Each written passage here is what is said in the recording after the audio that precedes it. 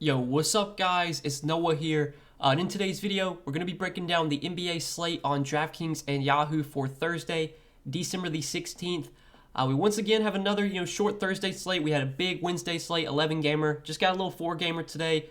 But as always, guys, we're going to go game by game. We're going to talk through each game on this 4-game slate, break down each team, give my early thoughts, what I do like at first look, taking a first look on the slate Wednesday night. And then as we do go through each game, we will build out kind of an early core, 5 guys that I specifically like for DraftKings and for Yahoo. Now, as always, I say this in mostly every video. These are my first looks at the slate. Nothing is set in stone. With a sport like NBA, there's always injury news you have to pay attention to. With COVID going wild right now, the guys are getting ruled out for COVID protocols just about every single day. There's teams playing on back-to-backs today, so there could be some guys get rested. Like, you got to pay attention to injury news. The slate can completely change. Guys get ruled out randomly. If you enjoy these first look videos and you want more content from me, I do provide a lot more updated content over on Patreon. You can check that out. Link down below in the description if that does interest you. Get access to my full updated core plays that I do post an hour before lock each day, Monday through Sunday. Every day of the week. Get access to my positional plays that I post Monday through Friday, a list of my favorite plays at each position. Also, I give my rankings, which are my top 20 plays of the day, ranked in order of interest, with my number 1 play being at the top, my top value plays, top studs, like those are always guys you'll see, high up in the rankings.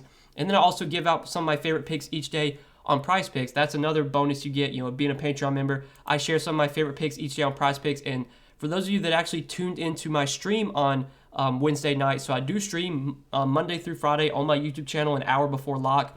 And it's a Q&A. You come in, you ask questions, I answer questions, we talk through the slate.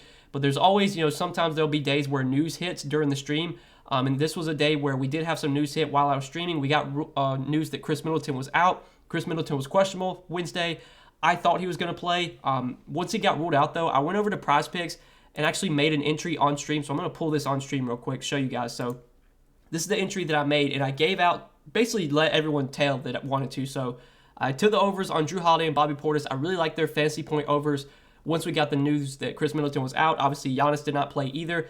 I thought their projections were pretty accurate if Middleton would have played, but I thought the projections were definitely a few points too low if Middleton were to have been out. So once Middleton got ruled out, I really liked the overs on Drew and Bobby Portis. I thought Pat Connaughton would play a ton of minutes. He was only projected for 13.5 points. I really like that over as well. Gave that one out, and then to wrap it up, we took the over on Jalen Brunson fantasy points, who obviously without Luka has been really benefiting lately. It was a good matchup against the Lakers. It was a fast-paced game, so I really like that over too.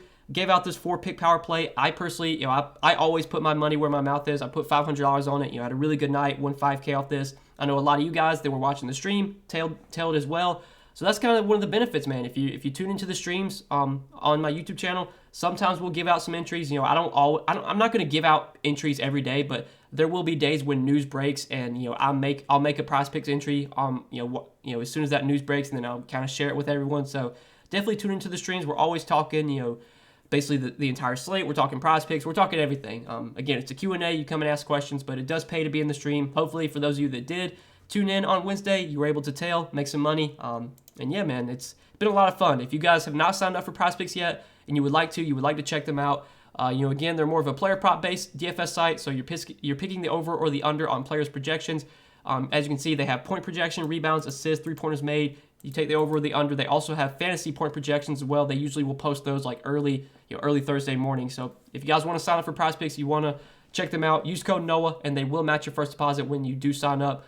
Prize Picks will give you a 100% match up to $100 when you sign up with code NOAH. So check them out if you have not yet. And again, as always, tune into the streams Monday through Friday, hour before lock. Some days we'll make some Prize Picks entries if crazy news breaks. But yeah, let's go ahead and take a look at Thursday's 4-game slate. We're going to start off with the Detroit and Indiana game. So looking at the Pistons here, Cade Cunningham at 8,600 I think is a decent option on this slate. Cade Cunningham's price tag has come up a good amount, but I think without Jeremy Grant, there's going to be a lot of opportunity for Cade Cunningham, and we saw him do really well last game when Jeremy Grant was out. 26 points, 8 rebounds, 6 assists, 52 DK points. This guy's shown triple-double upside this year. If the game is close, Cade Cunningham's going to play 35, 36 minutes now. It's always a worry with Detroit because they're just such a bad team that they get blown out a lot. There will be nights when Cade doesn't play the minutes that we want him to, But in competitive games, you should expect 36, 37 minutes from Cade Cunningham. And without Jeremy Grant, he's going to get a lot of opportunity. The offense is probably going to run through him. So I think Cade's definitely in play on the slate. Isaiah Stewart, I actually like quite a bit because he played a ton last game. He played 40 minutes in regulation. I think having no Jeremy Grant really helps Isaiah Stewart because they can't really play small without Jeremy Grant. A lot of times they can play small, play Jeremy Grant the 5, when he's out there. But now they don't have Jeremy Grant. I think they're going to play Isaiah Stewart a lot. I mean, this is a matchup against the Pacers where you kind of need a big out there. They usually have, the Pacers do, they usually have one of Sabonis or Miles Turner on the floor at all times. I think Isaiah Stewart plays at least like 30 minutes today, if not more than that. For 5,700, he is firmly in play on the slate. If you want to go to him at the center position. Saddiq Bey, you would think really benefits without Jeremy Grant, but like so far, he's not been great this year. He was terrible last game, even when Grant was out. Only played 26 minutes, had just 9 Draftkings points. He's really been struggling lately. I want to say that most nights Saddiq Bey is going to play like 30-plus minutes. His minutes have been a lot more inconsistent this year, though. The minutes for these Pistons guys are not secure, except for like Cade. We've seen, they'll just kind of ride the hot hand, whoever's playing well off the bench. So I think Saddiq Bey is still in play. I think he does benefit without Jeremy Grant, but the minutes are not guaranteed like they kind of have been in previous seasons. Then you got like these other guys. So like Hamidou Diallo, Saben Lee, Frank Jackson, like these are kind of, hot hand situation. If you want to take a shot on one of these guys, I think it's fine. Saben Lee played a ton last game, or not played a ton, but he played 28 minutes and he was really productive, had 41 DK points. Now, can we expect 41 DK points again? No, but I think if Saben Lee does play 28, 30 minutes, he's pretty likely to do well at 4,200. I don't feel great about any of these guys' minutes, but they're dart throws you could take shots on. Killian Hayes did practice on Tuesday, so he should be back. He did play last game, but he only played 20 minutes. I think he got injured through midway through that game, so I'd expect him to be back. Maybe Saben Lee doesn't play as much, but again, it's just going to be like a hot hand situation with these Detroit guys, with the bench guys at least. I think for the most part, I'll be looking at Cade, Stewart, maybe Saddiq Bey from the Pistons. But on the Indiana side, so we're going to need to watch the injury report for the Pacers. This is a back-to-back for the Pacers. They're on a back-to-back. The Sixers are on a back-to-back. The Rockets are on a back-to-back. And the Wizards are on a back-to-back. So every team, or at least one team in every game of these 4 games. So there's 4 teams on a back-to-back in each game. So there's going to be, potential rest spots here. I don't think the Pacers would really rest anyone. But, we'll definitely talk about the Sixers. Embiid's been banged up lately. I think Embiid could maybe be out today. We'll have to keep an eye there. But Sabonis at 10-5. I think it's a fine option. Now, his price tag is really, really high, but the matchup's good against Detroit. Detroit's not really a great defensive team. They don't really have any good defensive big men that they can put on Sabonis to really slow him down. Again, the price tag is 10-5. It's really tough to love Sabonis at that price tag, but right now we do have some underpriced plays on this slate. Brooklyn going to be running an 8-man rotation once again, and Brooklyn, is a team that we can look to for value. They still have a lot of cheap guys on DraftKings specifically, so I think it's going to be pretty easy to pay up for Sabonis if you want to go that route. I don't love him, but I think he's playable. I think the same could be said for Brogdon and LeVert. I don't think any Pacers stand out as great plays at their price tags, but these guys are viable just because, if this game is close, you're going to get a lot of minutes from Brogdon, a lot of minutes from LeVert. LeVert's been a lot better lately. He's 7,500 now, so it's really tough to pay that price tag for him, but I think he's at least playable. But that's probably it from the Pacers. Moving on to the next game, the Sixers and the Nets. So the Sixers are going to be the team we really have to keep an eye on today. Joel Embiid, he's been dealing with a rib injury. He was questionable Wednesday. He ultimately wound up playing. He played 37 minutes in a close game against Miami. I think there's at least a 30-40% chance that Embiid gets rested today and does not play. Assuming he does play, I think he is one of the better pay-up options. I like the matchup against Brooklyn. Brooklyn's just so shorthanded right now. No LaMarcus Aldridge. It's going to be Nicholas Claxton, Blake Griffin, Dairon Sharp. These are going to be the guys that are guarding Embiid. This is a matchup that Embiid could absolutely feast in. Brooklyn's already been a team that you can kind of beat down low. They've never really been great defending big men. I think it's a great spot for Embiid. We just got to watch his status. Given it's a back-to-back, I think there is a possibility that maybe he doesn't play today. Tobias Harris at 8,700. I think I'd only be going to Tobias Harris at that price point if Embiid sits. It almost seems like DraftKings is kind of assuming Embiid's going to sit because they bumped up the prices on all these guys. Andre Drummond is 7K. Harris is 8,700. Even Maxi's almost 7K. So, yeah, we'll just have to keep an eye on it. It's going to be, I wouldn't say there wouldn't be any standout must plays, but I think Drummond at 7K would still be a really good option if Embiid's out. Obviously, his price tag came way up, but, he would play a good amount if Embiid sits. He would be really, really productive, you would assume. It's just a wait and see here with Philly. If Embiid plays, I think Embiid's in play. I like him a good amount. If Embiid's out, then we can start to look at guys like Harris. Drummond would be a great option. Maxey, Curry would be viable too. But yeah, just kind of a wait and see here for the Sixers. Given it's a back-to-back, tough situation right now to kind of really know what to do with. On the Brooklyn side, again, Brooklyn going to be shorthanded. I mean, as you can see, they have so many guys out today. So I'm pretty sure they're running an 8-man rotation once again. They only had 8 available players on Tuesday's game, and I think that's the same scenario today.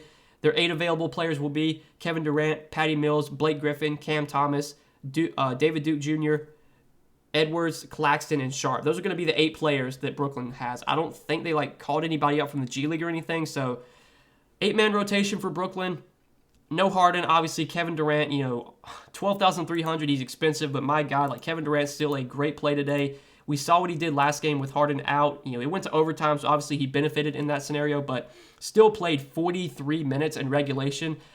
I think if it's a close game here, they're going to play Kevin Durant 40 minutes. I think, at this point, they don't really care. Steve Nash is going to play KD and Harden. KD and Harden have been playing massive minutes all season, and, without Harden, I think they're just going to rely on KD even more. 43 minutes in regulation, 72 DraftKings points from KD last game.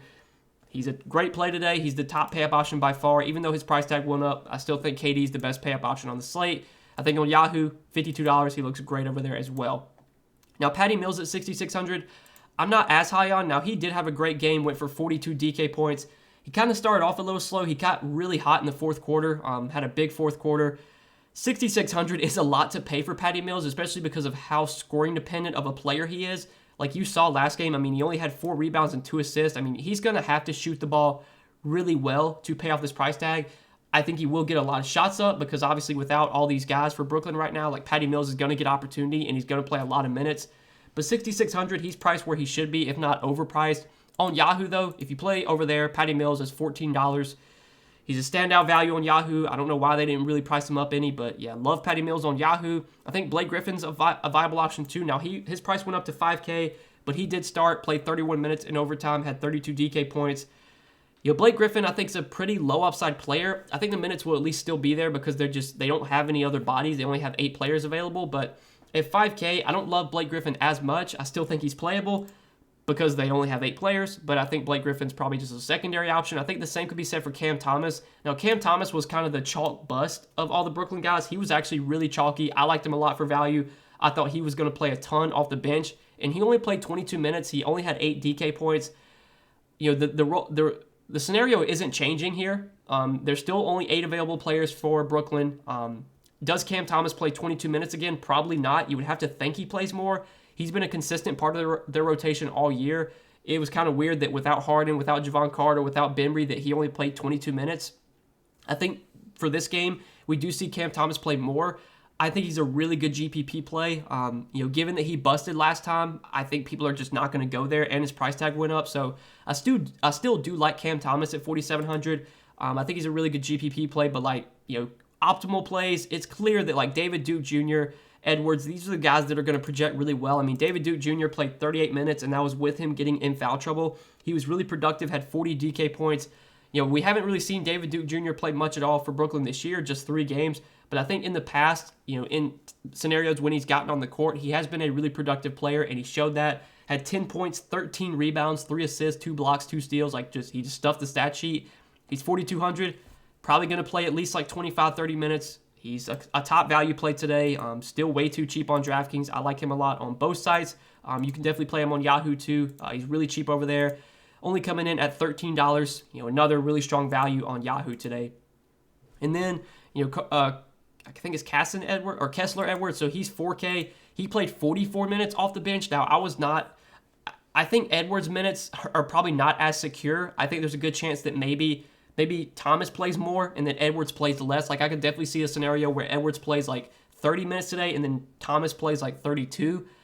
But again, they only have 8 players. Edwards is going to play at least some. He's going to have to play at least 20, 25 minutes. And obviously, if he's playing well like he did last game, there's a chance he plays 30, 35. At 4K, he's going to project really well too. It's just hard to ignore these Brooklyn guys. They're clearly some of the best value plays on the slate. Edwards, Duke, obviously Durant's a great pay-up option. I think Patty Mills and Blake Griffin are fine, but don't love them. I think Thomas is a really good GPP play. And then Nicholas Claxton, he was really chalky. He was a really good value. He only played 26 minutes, which was a little bit less than I thought. But he was still productive in that time. Had 27 DK points. I'm expecting Claxton to start at center again, probably play 25, 30 minutes now. If Embiid does wind up playing, it is a really scary matchup because Claxton could obviously get in foul trouble going up against Embiid, but they don't really have a choice. I mean, the only other bigs they have are Blake Griffin and Sharp, so they're going to have to play someone against Embiid. I think as long as Claxton stays out of foul trouble, he will play 25, 30 minutes, and at 3,900, he's another solid value. And then Dairon Sharp, so he was really productive, but he didn't play much at all. He only played 13 minutes. He played the least minutes out of everyone on the team. But he was still productive, had 16 DK points. I think he's been a really productive player this year when he's gotten minutes.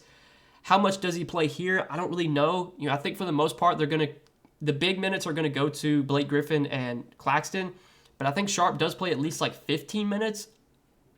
Could he play more if guys get in foul trouble? It's absolutely possible. So, in a matchup against Embiid, obviously Sharp could get in foul trouble himself. But, if Claxton picks up 2 quick fouls, like we could see Sharp get a lot of run. Or if Blake Griffin picks up some fouls, we could see Sharp play a lot. So I think he's a GPP play as well. Definitely a guy you could look to. But in general, you're going to be loading up on Brooklyn today. They only have 8 available players. The prices went up a little bit, but not enough, in my opinion. Still a lot to like here from the Nets. But next game, we'll talk about the Knicks and the Rockets. So on the Knicks today, we're going to have to watch the injury report here. So RJ Barrett, Quentin Grimes, and Obi Toppin were all out last game for health and safety protocols, and we don't really have an update yet for their statuses. I'll say that if they do all return, there's not too much to love from the Knicks because obviously, all these guys have been priced up. Like Rose got priced up, Burks got priced up a little bit, Randall's up to 10K. I don't think there'd be any standout plays from the Knicks if, they get all these guys back. But if like Barrett remains out, if Grimes remains out, then I think Derrick Rose will really benefit. He started last game, played a lot of minutes, 34 minutes, had 31 DK points. This is obviously a fantastic matchup against the Rockets. Rockets playing at the fastest pace in the league this year. I think Rose would be a really good play. I think Burks would benefit too. Julius Randle would definitely be a guy you could pay up for in tournaments. I don't think in cash games I'd be paying 10K for Julius Randle in this slate. I think, KD would be the guy to be prioritizing as my pay-up option. But by some chance we do get a lot of value open up today, then yeah, you could definitely play like KD and Randle together. I would say it's kind of a wait and see here for the Knicks. We want to see if Barrett's in. We want to see if Grimes and Toppin are in because if they are out, that does thin up their rotation. They don't have as many bodies. Then you would see more minutes for guys like Burks. Derrick Rose even quickly would play a little bit more. But that's probably it from the Knicks. Now on the Rockets side, I kind of like a lot of Rockets today, which is scary to say, but Christian Wood, we'll talk about him first. So he was out Wednesday, and it already seems like he's not going to play Thursday. I'm pretty sure that I saw on Twitter that he was unlikely to play, so I'm expecting Christian Wood to be out once again. We saw who really benefited with Christian Wood out on Wednesday. It was Şengün. Şengün was a top value play whenever Wood was announced out. Now, he only played 28 minutes, but he was still really productive in that time. 46 DraftKings points from Şengün, and he did play in the blowout as well. It was a huge blowout. They got the crap beat out of him by the Cavs, and Şengün still played in the blowout. So even if this game gets ugly and, the Rockets get the crap beat out of him, I think Şengün will still be out there. He's a really productive player when he gets minutes. He has shown that when he's on the floor, he's going to produce, he's going to score, get rebounds, get assists, get defensive stats. It just stuffs the stat sheet, and he's 5,500. The price tag went up, but if we expect Şengün to play anywhere near 28 minutes again, he's still going to project really well at this salary. So really like Şengün once again, assuming Christian Wood remains out. I think on Yahoo, $12 for Şengün. God, he's going to be probably 80% owned or something, but it's really hard to avoid him. He's clearly the best value play on the slate over on Yahoo. And then some of these other guys I think are viable. Jae'Sean Tate, probably more of a tournament play, but without Christian Wood, I think he should be more productive. Obviously, Jae'Sean Tate, for him to really get there, you're going to probably need the game to stay competitive. He did lose some minutes last game, Wednesday, due to blowout because of the blowout against Cleveland. I don't think Tate would really play in a blowout, so you probably want the game to stay close, but he's viable in tournaments. I think Eric Gordon's a really good play. Eric Gordon did not play Wednesday, but he will be back today. He is expected to play. And without Kevin Porter Jr., without Jalen Green, without Christian Wood, there's a lot of opportunity available here for Eric Gordon. Now, Eric Gordon is also an older guy, so, you're going to want the game to stay close for him to get there. If the game blows out, Eric Gordon likely will not do well. But I think at 5,600, there's upside for Eric Gordon here. We saw him do really well last game against Atlanta. He's a good scorer. He's going to have the ball in his hands a lot. He should take a lot of shots when he's on the floor. At 5,600, I definitely like Eric Gordon today. I think you can definitely play him on Yahoo too. He is really cheap over there, $14. I like him quite a bit. And then the rest of the Rockets, like Armani Brooks, Garrison Matthews, not as high on these guys.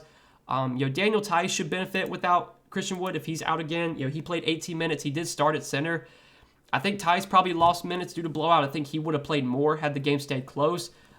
I still don't love Tice on this slate, but I think Tice will play like at least low 20s minutes, and at 3K, the minimum salary, yeah, he's definitely viable, or definitely viable, assuming that Wood does not play again. But I think that's it for the Rockets. If you want to go like KJ Martin or some of these guys as dart throws in tournaments, I think it's fine. But really, assuming Wood's out again, I think Şengün's a great play. I like Eric Gordon quite a bit. I think Tate is viable in tournaments, and I think Tice is viable as well at 3K. But that's it for the Rockets. Last game of the night, the Wizards and the Suns.